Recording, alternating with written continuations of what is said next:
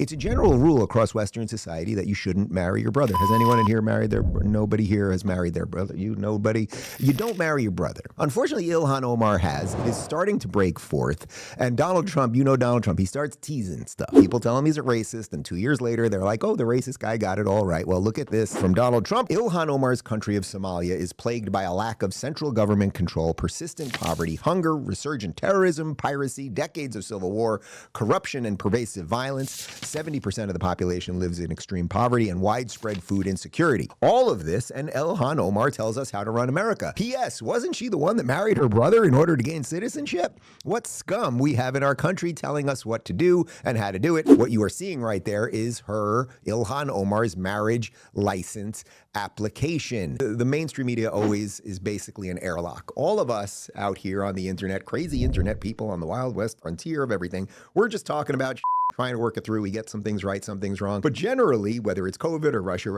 or very fine people, like, we're getting to the truth quicker. And then the mainstream media basically exists as the airlock. And every now and again, something breaks through the airlock, or something becomes so obvious the airlock can no longer contain it. Ilhan knows she is in some hot water, and she's trying to offer some tepid defense. He's uneducated enough to understand that members of Congress can't be impeached.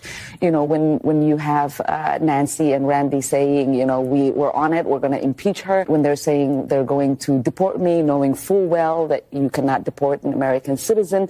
What that displays for not just Americans, but on an international platform, is that our country is being led by idiots. It turns out there's some factual evidence into why we can get rid of someone like you. This from Real AR on X. Once again, the know-it-all knows nothing.